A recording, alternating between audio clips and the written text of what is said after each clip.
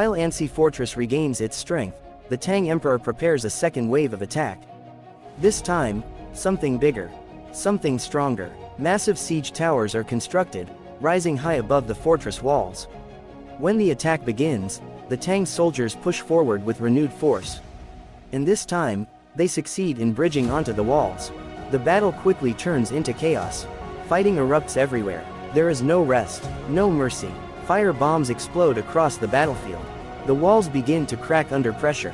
Men fall, friends die, but even in the face of overwhelming force, Ansi still stands.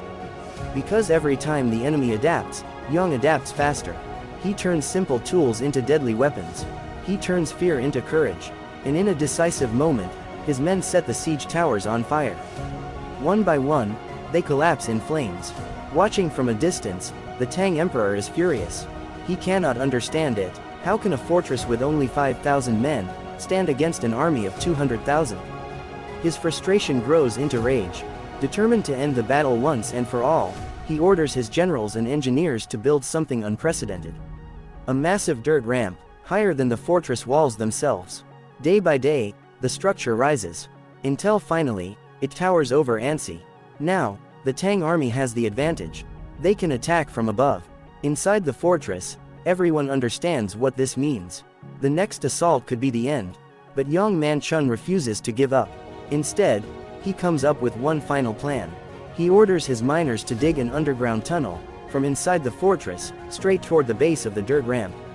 Slowly, carefully, they work beneath the enemy's feet, waiting for the perfect moment. Then, the final assault begins. The Tang army charges forward, confident that victory is within reach. Everything is in place, everything is ready, and then, without warning, the dirt ramp collapses. Right before the Emperor's eyes, the massive structure crumbles into chaos. The attack is ruined. The Emperor stands in disbelief. Then, his shock turns into uncontrollable anger. In his rage, he executes the general responsible for the failed operation. And immediately gives a final order: attack again. Destroy everything. Kill them all. Inside Ansi Fortress, Yang prepares his men one last time. Not for victory, but for survival. After 88 days of non-stop war, everything comes down to this moment.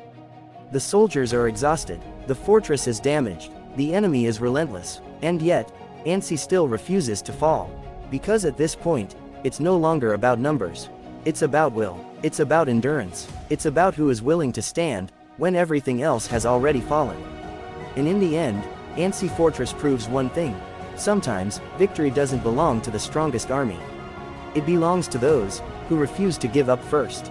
If you were Yang, will you give up the fortress? Or stand and fight? Follow, like and comment for more interesting recaps.